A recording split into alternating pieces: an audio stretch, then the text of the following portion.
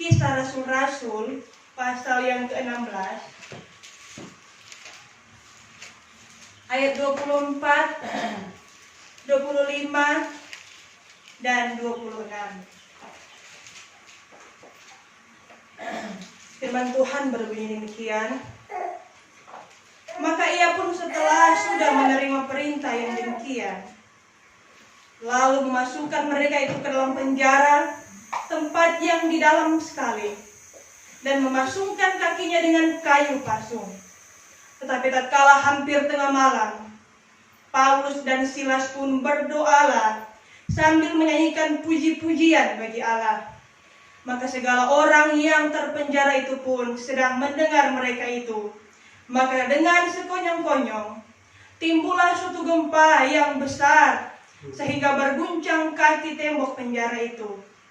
Dengan seketika itu juga terbukalah segala pintu, dan belenggu sekalian orang itu pun terlucutlah. Puji Tuhan. Silakan duduk kembali. Bapak Ibu Saudara yang dikasihi oleh Tuhan Yesus Kristus, pada saat ini telah kita membaca kebenaran firman Tuhan. Firman Tuhan dalam kitab Kisah Para Rasul pasal yang ke-17, pasal yang ke-16, ayat yang ke-24 sampai ayat yang ke-26. Saudara yang dikasihi oleh Tuhan, kalau firman Tuhan ini, kalau kita mulai memperhatikan dalam ayat yang ke-11, saudara, itu merupakan firman Tuhan perjalanan daripada Rasul Paulus, ya. Dan diberikan tema, saudara, pelayaran ke Makedonia, pekerjaan Paulus di Filipi. Saudara yang dikasihi oleh Tuhan, ini firman Tuhan yang kita baca pada saat ini merupakan firman Tuhan yang menyatakan tentang perjalanan daripada pelayaran Rasul Paulus. Dan saat itu, saudara, mereka memasuki kota Filipi. Karena kota Filipi ini adalah kota yang besar. Dan dalam ayat yang ke-25, saudara, dikatakan bahwa Paulus ini dia ada bersama dengan Silas.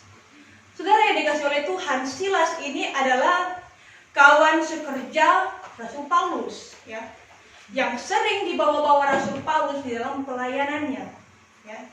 Dan Silas juga ini, saudara, dia masih muda, ya. Dan saudara yang dikasihi oleh Tuhan, Silas ini adalah seorang hamba Tuhan yang sekawan dengan Rasul Paulus, yang sering membawa pesan kepada jemaat-jemaat, ya, yang dipesankan oleh Rasul Paulus, ya. Dan Silas ini, saudara, dia bagian surat menyurat, ya, saudara. Dia tulis-menulis surat, ya, karena itu adalah kepercayaan yang diberikan Tuhan kepada dia untuk boleh mendampingi pelayanan daripada Rasul Paulus. Kalau dalam kitab Korintus, saudara, ditulis di sana Silvanus, ya, dalam bahasa Yunani. Dan saudara yang dikasihi oleh Tuhan, Silas ini adalah kawan kerja Paulus yang setia menemani Paulus dimanapun Paulus melayani pekerjaan Tuhan. Dan saudara, firman Tuhan dalam ayat pokok kita menyatakan, saudara, bahwa ketika Rasul Paulus dan Silas mereka memasuki akan kota Filipi, saudara, mereka mendapat pergumulan yang luar biasa, ya, karena mereka ditolak pada waktu itu. Dan saudara yang dikasihi oleh Tuhan, kalau kita mulai membaca dari ayat yang ke-11 dan seterusnya, di sana pun menceritakan, mengkisahkan bahwa di tengah-tengah Rasul Paulus masuk ke dalam kota Filipi, dia bertemu dengan seorang perempuan yang bernama Lydia. Dalam ayat yang ke-14, dia adalah penjual kain ungu asalnya dari negeri Tiatira, yang beribadah kepada Allah. Mendengar kami, maka hatinya dibukakan Tuhan. Jadi saudara yang dikasihi oleh Tuhan, ini adalah jemaat, adalah orang yang boleh dimenangkan dalam pelayanan Rasul Paulus. Dan dia percaya akan pemberitaan Rasul Paulus. Namun saudara yang dikasihi oleh Tuhan, tantangan-tantangan dalam pelayanan itu datang di tengah-tengah kehidupan Rasul Paulus. Ketika, kalau kita membaca dalam firman Tuhan ayat yang ke-16, ada seorang budak perempuan yang berjin penilik, artinya peramal, saudara, ya. Dia ketemu dengan seorang budak atau hamba perempuan yang pekerjaannya adalah peramal, saudara. yang mendatangkan keuntungan besar kepada tuan-tuannya yang ditulisnya. Ya, sehingga saudara yang dikasih oleh Tuhan dalam ayat yang ke-17, budak perempuan ini, ya, dia berkata bahwa orang-orang inilah hamba Allah yang maha tinggi, yang memberitakan kepada kami jalan selamat. Tetapi saudara yang dikasih oleh Tuhan, apa yang disampaikan budak perempuan ini, saudara, ayat yang ke-17, itu adalah seruan jebakan kepada Rasul Paulus. Karena saudara, perempuan ini adalah seorang peramal, ya, dan dia mengagung-agungkan akan Rasul Paulus pada waktu itu.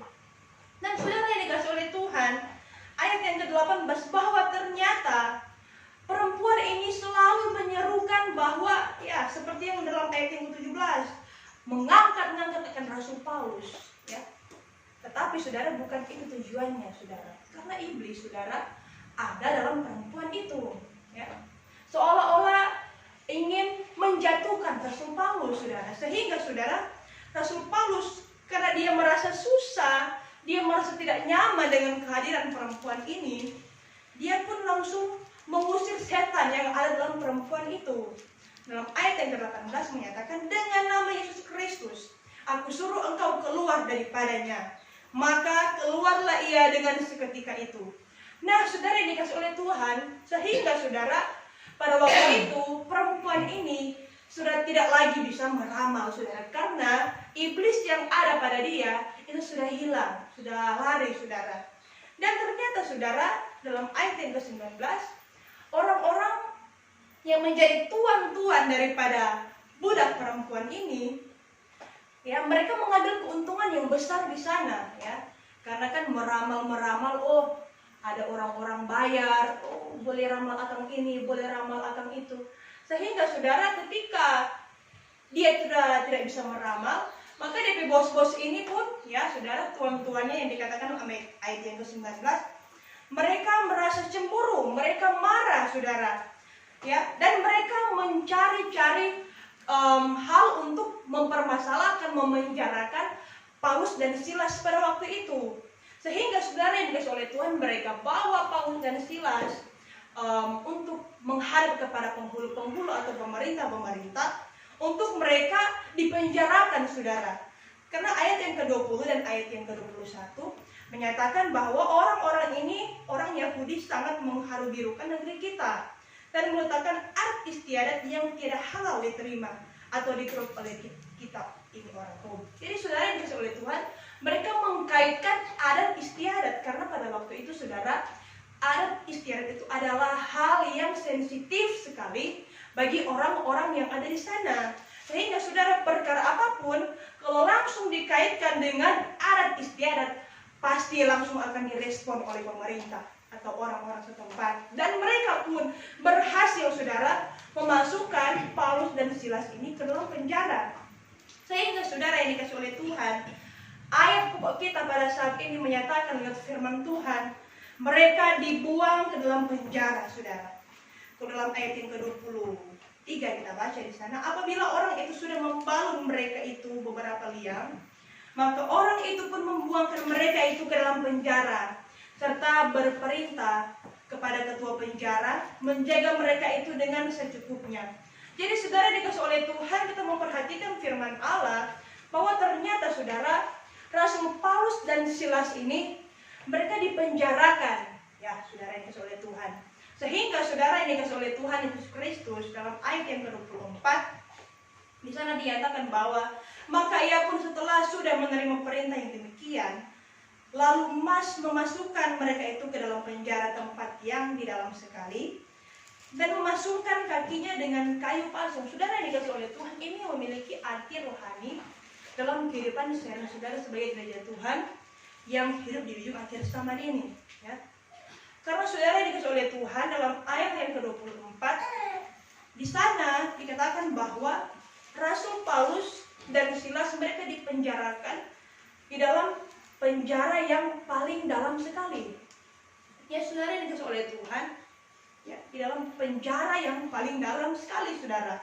Ya, ini berarti, saudara, bagaimana kehidupan, ya, gereja Tuhan yang seringkali, saudara, ya, berada dalam situasi yang terpenjara, ya. Kalau dipenjarakan di dalam sekali berarti saudara sangat susah bagi kita untuk bisa sangat susah, sangat kecil kemungkinan bagi kita untuk memperoleh keselamatan di sana. Karena kan saudara, kalau di penjara-penjara ada tingkat-tingkatnya saudara. Ya, ada yang cuma di pinggir-pinggir, ada yang cuma di lantai 1, mungkin lantai 2. Tapi kalau kepada Rasul Paulus ini, mengapa mereka ditempatkan di paling dalam saudara? Karena supaya mereka tidak bisa lagi berbuat apa-apa. Demikian pun kehidupan saya dan saudara, pelayanan pengajaran kabar pengantin itu ya sangat berpengaruh di tengah-tengah kehidupan gereja Tuhan yang di ujung akhir zaman ini. Baik kabar halaman, baik kabar kamar suci, ya. Karena itu sangat berpengaruh saudara, ya. Sehingga saudara yang dikasihi oleh Tuhan ditempatkanlah di tempat yang paling dalam supaya mengunci kehidupan, ya. Rasul Paulus menggambarkan kehidupan di gereja Tuhan, pengajaran kabar pengantin supaya tidak kemana-mana lagi. Artinya untuk mematikan pengajaran kabar pengantin, ya. Dan ternyata saudara yang dikasihi oleh Tuhan, akhir zaman ini firman Tuhan digenapi. Kita pun merasakan saudara, ya.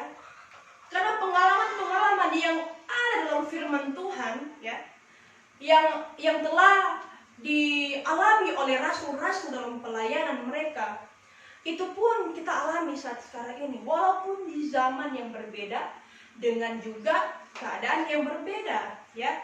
Tetapi contoh dan teladan dalam firman Tuhan ini pun menggambarkan keadaan kehidupan saya dan saudara, ya. Karena kalau kehidupan kita terpenjara saudara, tidak bisa kita berbuat apa-apa. Dan firman Tuhan menyatakan ayat selanjutnya, dan memasungkan kakinya dengan kayu pasung. Saudara, kita percaya bahwa kaki ini firman Tuhan menyatakan adalah pendirian bagi kita. Dengan kaki kita bisa melangkah. Dengan kaki pun kita bisa berjalan, ya, berjalan dalam pekerjaan Tuhan, berjalan dalam panggilan Tuhan. Tetapi saudara yang dikasihi oleh Tuhan, dikatakan firman Tuhan memasungkan kakinya dengan kayu pasung. Artinya saudara, ketika kaki itu sudah terpasung saudara, ya. Coba kalau kita baca dalam terjemahan baru, dikatakan di sana ayat 24. Sesuai dengan perintah itu, kepala penjara memasukkan mereka ke ruang penjara yang paling tengah dan membelenggu kaki mereka dalam pasungan yang kuat. Iya, terima kasih. Dikatakan membelenggu saudara. Bapak Ibu saudara yang dikasihi oleh Tuhan, di tengah-tengah kehidupan kita mengiring mempertahankan panggilan Tuhan, banyak kali saudara kita terbelenggu, ya. Terbelenggu dengan apa saudara? Dengan kehidupan saya dan saudara, pergumulan kita, permasalahan kehidupan yang seringkali dan banyak kali saudara membuat kita tidak bisa lagi bergerak saudara, membuat kita tidak ada kebebasan, tidak ada keluasan untuk kita melanjutkan perjalanan iman ini saudara, ya. Karena saudara yang dikasihi oleh Tuhan, sebagaimana iblis dengan berbagai macam cara untuk bisa membuat kita lemah, membuat kita terbelenggu dengan keadaan-keadaan saudara, itulah saudara, ya, yang sehingga membuat kehidupan saya dan saudara, gereja Tuhan, banyak terhalang dalam pekerjaan Tuhan, ya. Kita baca Yesaya 51 ayat 14.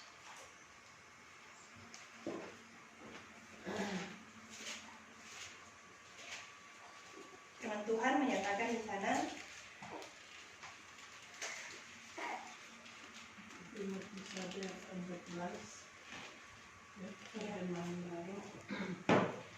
Dia yang dipasung terbelenggu akan segera dibebaskan.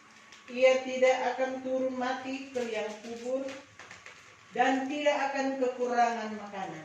Jadi saudara yang dikasihi oleh Tuhan, firman Tuhan yang menyatakan dalam kitab Yesaya ini adalah ketika belenggu itu dilepaskan. Tetapi saudara yang dikasihi oleh Tuhan, kalau kita ingin belenggu itu terlepas, Pengalaman dari Rasul Paulus dari ayat pokok kita menyatakan, ya, ayat yang ke-25. Ayat yang ke-25, tetapi tatkala hampir tengah malam, Paulus dan Silas pun berdoalah sambil menyanyikan puji-pujian bagi Allah. Ternyata saudara yang dikasih oleh Tuhan, ketika mereka mengalami tantangan di sana, mereka mengalami pencobaan yang luar biasa saudara. Demikian pun saya dan saudara mengalami pergumulan-pergumulan yang berat, ya. Karena membuat kita tidak bisa bergerak lagi saudara. Karena apa yang dialami Rasul Paulus, mereka juga tidak bisa berbuat apa-apa. Sudah dipenjara, kakinya sudah dipasung, ya. Tidak bisa berbuat apa-apa. Demikian juga keadaan-keadaan saudara yang kita pun terhimpit, tidak bisa berbuat sesuatu hal saudara. Tidak lagi bisa membuat kita tidak lagi bisa bergerak, terbelenggu, ya. Tetapi dengan doa, saudara, apa yang dilakukan oleh Rasul Paulus dan Silas menjadi contoh dan teladan kepada kita. Untuk kita bisa terlepas dari belenggu-belenggu tersebut, saudara, kita harus mencari akan Tuhan, ya. Berdoa dan nyanyikan pujian bagi Allah. Artinya saudara dikasih oleh Tuhan, kita pasrahkan semuanya kepada Tuhan. Kita taruhkan harap kita hanya kepada Tuhan, ya. Maka segala orang yang terpenjara itu pun sedang mendengar mereka itu. Jadi saudara dikasih oleh Tuhan, ternyata orang-orang yang dipenjara memperhatikan juga apa yang dilakukan oleh Rasul Paulus. Dan kepada saya dan saudara, ketika kita menyatakan kepada Tuhan pergumulan-pergumulan kita, dan kita pun mendapatkan jawaban saudara, ternyata itu pun bisa membuat orang-orang yang ada di sekitar kita melihat perbuatan ajaib kuasa Tuhan, ya. Karena saudara dikasih oleh Tuhan, dikatakan mereka berdoa hampir tengah malam. Memang saudara, ada rahasia tentang berdoa pada tengah malam, ya. Kalau pada saya waktu sekolah dulu saudara, pernah guru-guru kami yang di asrama, mereka berkata bahwa kalau kita berdoa tengah malam di saat orang beristirahat, khasiatnya itu berbeda, saudara, ya. Makanya saudara yang dikasih oleh Tuhan, ini pun menggambarkan bahwa kehidupan saya dan saudara, kita menyatakan kepada Tuhan dengan penuh kesungguh-sungguhan. Karena saudara, kalau orang dalam pergumulan yang hanya biasa-biasa, paling dia berdoa siang atau sore ataupun sebelum tidur. Tetapi kalau orang terkadang menghadapi pergumulan yang besar, saudara, memang satu hari itu suka berdoa terus, ya. Bahkan saudara, menjadi pengalaman mungkin kepada kita di saat keluarga kita beristirahat, kita sedang berdoa bersekutu dengan Tuhan pada waktu jaga, atau pada waktu tengah malam, karena memohon supaya Tuhan menyatakan mujizatnya, jawabannya dalam pergumulan kita. Saya juga pengalaman waktu lalu ketika saya sakit berat saudara, mama saya, oma saya, pokoknya dorang jam-jam 2 berdoa saudara sampai subuh saudara, ya. Waktu saya juga sakit waktu di Tatelu itu saudara, pokoknya jam 3 Papa Riki kurang ketambutan saudara.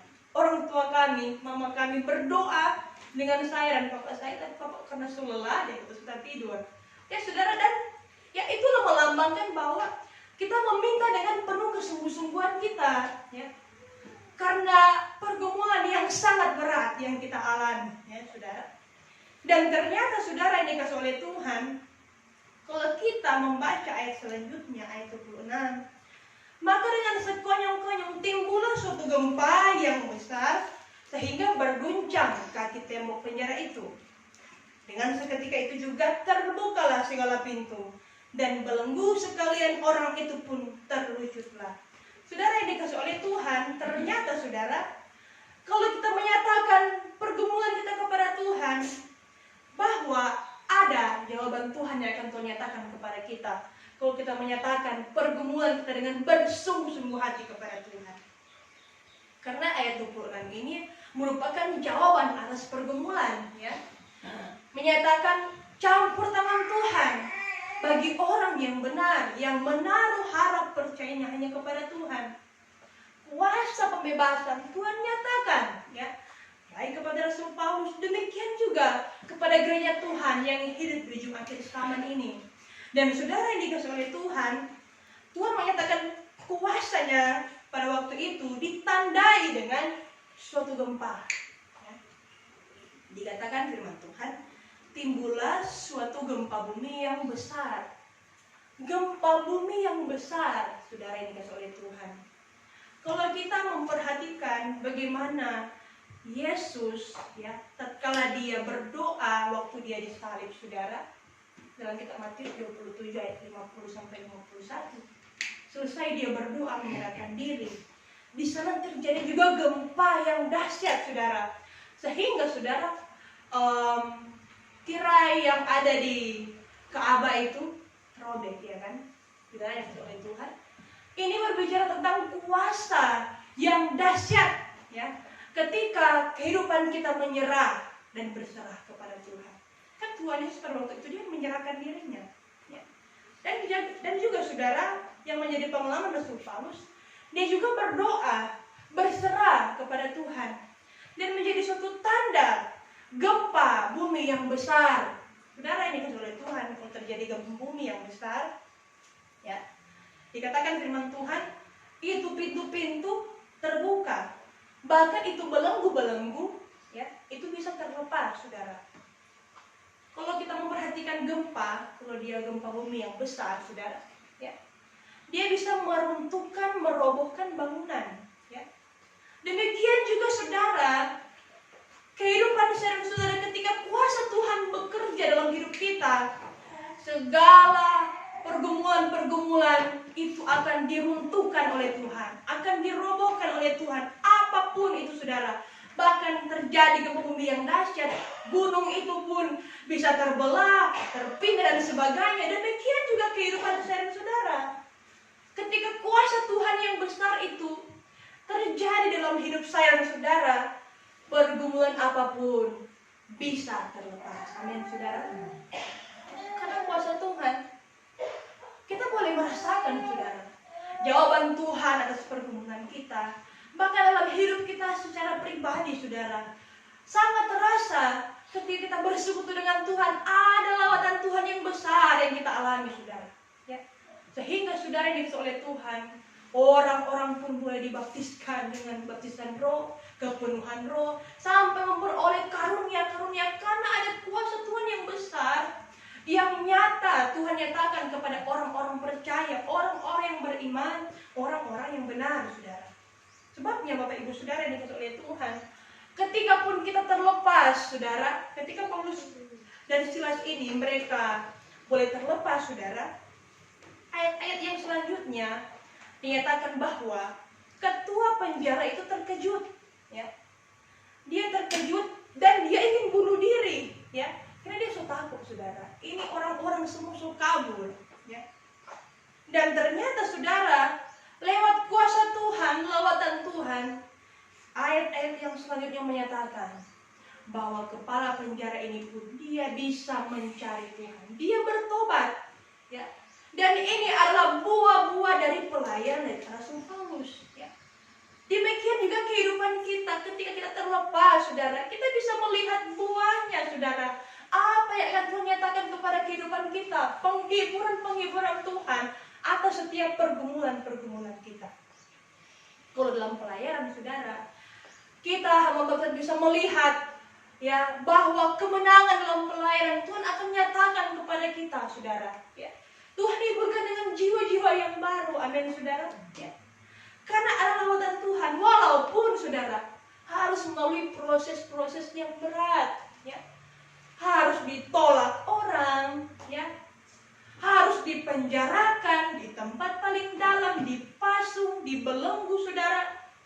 Seolah-olah kita berada dalam situasi yang tidak bisa kita melakukan apapun, ya. Terasa sia-sia, tidak bisa lagi kita bekerja, kita berjalan dan sebagainya. Terutama kehidupan rohani kita yang terbelenggu, saudara, dikasihi oleh Tuhan. Terbelenggu dengan pergumulan-pergumulan kita sendiri, ya. Karena saudara yang dikasihi oleh Tuhan, saya pun juga merasakan bahwa ternyata, saudara, ketika belenggu itu mengikat kita, saudara, memang walaupun kita berjalan, kita hidup dalam dunia ini, saudara, tapi terasa hampa itu hidup.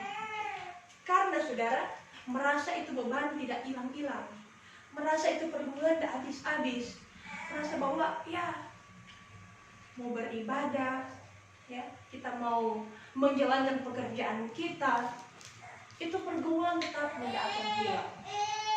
Ya. Tetapi saudara dikasih oleh Tuhan Yesus Kristus, dalam kehidupan sehari saudara, saya percaya kita sangat paham akan firman Tuhan. Ya. Kalau ketika terbelenggu dengan keadaan, kita bawa kepada Tuhan, kita berdoa dengan kesungguhan, kita bergumul berpuasa, sehingga kuasa Tuhan yang dahsyat itu akan melawat hidup kita. Amin, saudara. Kalau Tuhan sudah melawat kita, saudara, apapun itu hancur, saudara, diruntuhkan, pergumulan-pergumulan apapun, Tuhan hancurkan dengan kuasa Tuhan yang besar. Ya. Makanya Bapak Ibu Saudara yang dikasihi oleh Tuhan, firman Tuhan banyak kali menyampaikan jangan kamu takut. Ya. Karena saudara, Tuhan ada beserta dengan kita. Ya. Tetapi jangan juga kita membelenggu diri kita sendiri. Sama seperti contohnya, saudara. Kita mendengar firman Tuhan, kita memperoleh jawaban. Tetapi selesai itu, saudara, kita beribadah, orang sok pikir lagi, itu kotek bekal, kotek masalah ini, aduh bagaimana lagi. Padahal yang sebenarnya dia sudah terlepas, tetapi saudara, karena firman Tuhan itu tidak lagi tertanam dalam kehidupan hatinya, sama seperti benih yang malah terjatuh di tengah-tengah semak duri, saudara. Dia terima, dia bertumbuh, tapi bertumbuh juga dengan semak duri, saudara. Artinya, saudara, dikasih oleh Tuhan, kehidupan kita yang percaya firman Tuhan, percaya akan Tuhan, tetapi juga kita meluaskan diri kita terhimpit dengan keadaan-keadaan dunia ini. Bukannya kita meminta supaya terlepas, tetapi saudara, ya, artinya belum totalitas dengan sepenuh-penuhnya kita menyatakan kepada Tuhan. Makanya saudara dikasih oleh Tuhan, pengalaman daripada Ayub, ya, dia orang yang setia. Demikian juga kita, selalu mengiring Tuhan, mempertahankan panggilan Tuhan. Tatkala pergumulan besar menghampiri hidup Ayub, ya saudara, banyak hal yang dia alami, proses yang sangat berat dia alami, saudara. Ya. Namun saudara, setelah proses yang berat itu, dia nyatakan kemurnian imannya. Demikian juga saya dan saudara, melalui proses yang berat, ya, kalau iman kita sudah dimurnikan sama seperti emas, saudara, saya percaya pergumulan apapun, ya, pasti bisa kita lewati karena imannya sudah murni. Ya. Kalau imannya sudah murni, ya saudara yang oleh Tuhan, tantangan-tantangan apapun dia pasti akan tetap maju. Ya, saudara yang oleh Tuhan, sama seperti Rasul Paulus, iman itu sudah murni, saudara. Ya. Dia tidak takut dia terbelenggu di penjara, dia tidak takut dia dipenjarakan, dia dihukum dan sebagainya karena Injil. Dia percaya bahwa apa yang dia kerjakan itu adalah pekerjaan Tuhan dan Tuhan tidak akan membiarkan dia. Demikian juga kehidupan saya dan saudara. Soal pekerjaan Tuhan itu, saudara, Tuhan yang punya, Tuhan yang mempercayakan kepada kita, kita tetap mengerjakannya. Ya.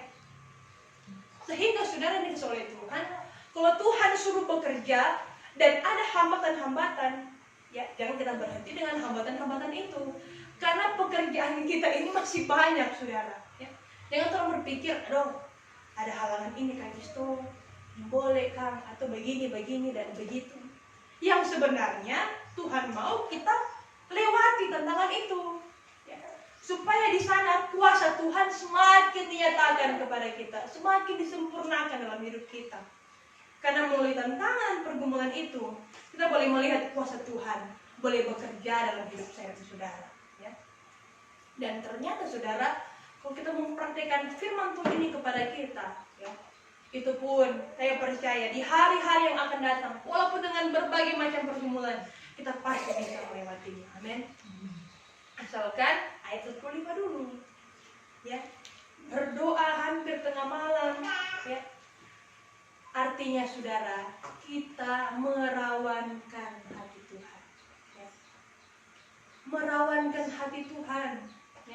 dengan pergumulan kita, walaupun dalam keadaan sulit, keadaan susah, tetapi kita masih mengingat Tuhan, meminta pertolongan Tuhan, sehingga Tuhan akan menyatakan kepada kita. Bapak Ibu Saudara yang dikasihi oleh Tuhan, firman Tuhan pada saat ini sekedar mengingatkan kehidupan saya dan saudara, agar supaya di tengah-tengah kita menghadapi hal apapun, tantangan apapun, pencobaan pergumulan apapun, mari tetap kita mohon kepada Tuhan. Belenggu-belenggu bisa dilepaskan, saudara, kalau kita membawa semuanya kepada Tuhan, karena kita percaya Tuhan itu sumber keselamatan kita. Amin. Tuhan adalah sumber dari segala sumber dalam hidup kita. Bapak Ibu Saudara yang dikasihi oleh Tuhan, inilah firman Tuhan yang dapat disampaikan pada saat ini. Biarlah Allah Roh Kudus menyempurnakan, menerangkan di dalam hidup kita.